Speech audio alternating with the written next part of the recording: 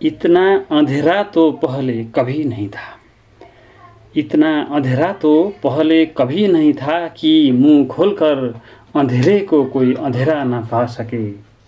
इतना अंधेरा तो पहले कभी नहीं था कि मुंह खोलकर अंधेरे को कोई अंधेरा न कह सके। कि आँख के सामने घटे अपराध की कोई गवाही ना दे सके। इतना अंधेरा तो पहले कभी नहीं था। आज नई धारा भन्ने एउटा युट्युब च्यानलमा एउटा कविता सुनेँ अनुवाद गरेर भन्दा रमाइलै होला भनेर अनुवाद गर्न थालेको। रोशनी कविताको शीर्षक हो रोशनी प्रकाश। इतना अंधेरा तो पहले कभी नहीं था। यति अँध्यारो त पहिले कहिल्यै थिएन। इतिहास में कभी कभी अचानक घर की बत्ती गुल हो जाती थी तो किसी न किसी पड़ोसी के घर जलाई गई मोमबत्ती की कमजोर सी रोशनी हमारे घर तक चली आती थी। कहिलेकाहीँ घर को बत्ती मधुरो हुँदा निभिदा छिमेकी को घर में बालेको मोमबत्ती को कमजोर भए पनि प्रकाश अलिअलि हाम्रो घरसम्म आइहाल्थ्यो। कभी कभी सड़क की रोशनियाँ खिड़की से झाँक कर घर को रोशन कर देती और कुछ नहीं कभी भीतर बची हुई कोई बहुत धुंधली सी जिद्दी रोशनी कम से कम इतना तो कर ही देती थी कि दिया सलाई और मोमबत्तियाँ ढूंढकर जला ली जाए।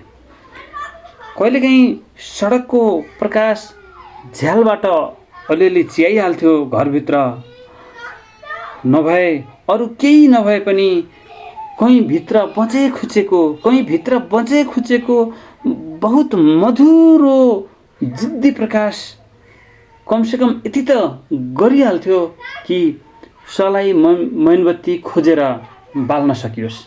त्यतिसम्म त गरिहाल्थ्यो प्रकाश हैन। अलि बचे खुचेको जिद्दी कमजोर मधुरो प्रकाश भए पनि यति त गर्नै सकिन्थ्यो कि मोमबत्ती सलाई खोजेर सल्काउन सकियोस्।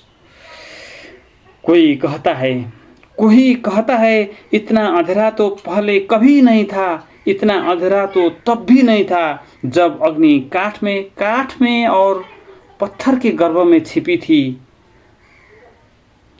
तब इतना धुंधला नहीं था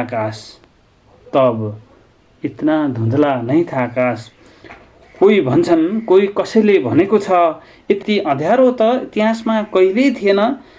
यति अँध्यारो त तब पनि थिएन जब प्रकाश काठमा वा पत्थरको गर्भमै लुकेको थियो। तब पनि यति अँध्यारो त थिएन। आकाश यति धुमिल कहिल्यै पनि थिएन। तब इतना धुंधला नहीं था आकाश। नक्षत्रों की रोशनी धरती तक ज्यादा आती थी। इतना अंधेरा तो पहले कभी नहीं था। त्यतिखेर पनि आकाश यति धुमिल कहिल्यै पनि थिएन। नक्षत्रको तारा ग्रहहरूको प्रकाश यो भन्दा त बढी नै आउँथ्यो धरतीमा। इतना अंधेरा तो पहले कभी नहीं था। लगता है ये सिर्फ हमारे गोलार्ध पर उतरी रात नहीं, पूरी पृथ्वी पर धीरे धीरे फैलता जा रहा अंधकार है। लाग्छ यति अँध्यारो त इतिहासमा कहिल्यै थिएन। लाग्छ यो रात हाम्रो गोलार्धमा मात्रै हैन सारा संसारभरि नै सनै बढिरहेको छ। यो रात फैलिँदै गइरहेको छ। अँधेरोमा अहिले के भइरहेको छ? अंधेरे में सिर्फ उल्लू बोल रहे हैं और उसकी पीठ पर बैठी देवी फिसल कर गिर गई है गर्त में। इतना अंधेरा तो पहले कभी नहीं था। अहिले त केवल लाटो कोसेराहरू बोलिरहेका छन्। अहिले जो बोलिरहेका छन् फेसबुकमा बोल्नै नसकिने सुन्नै नसकिने जो गाली लेखिरहेका छन् कमेन्ट्समा ती लाटा कोसेराहरू ती उल्लुहरू मात्रै बोलिरहेका छन् अहिले त। र ती उल्लुको पीठमा बसेकी देवी चिप्लिएर कतै खाल्डोमा खसिसकेकी छन् कि इतना अंधेरा तो पहले कभी नहीं था कि मुंह खोलकर अंधेरे को कोई अंधेरा न कर सके।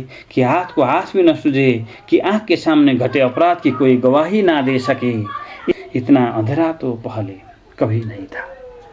यहाँनिर अत्यन्तै छोएको कुरा चाहिँ और कुछ नहीं कहीं भीतर बची हुई कोई बहुत धुंधली सी जिद्दी रोशनी कम से कम इतना तो कर ही देती थी कि दिया सलाए और मोमबत्तियाँ ढुँडकर जला ले जाए।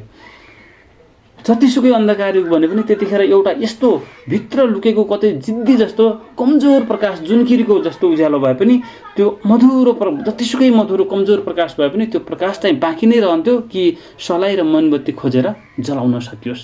त्यतिखेर पनि भित्रभित्रै कतै सानो झिल्को जस्तो कतै न कतै ताकि सलाई र मोमबत्ती खोजेर सल्काउन सकियोस्, त्यतिसम्म दियालो नै भए पनि बाल्न सकियोस्, त्यतिसम्म कतै कतै आशाको चेतनाको किरण चाहिँ त्यतिखेर पनि थियो भनेको यति साह्रो अँध्यारो चाहिँ इतिहासमा कहिल्यै भएको थिएन भनेर वर्तमानलाई चुनौती दिनुभएको छ कवि राजेश जोशीले।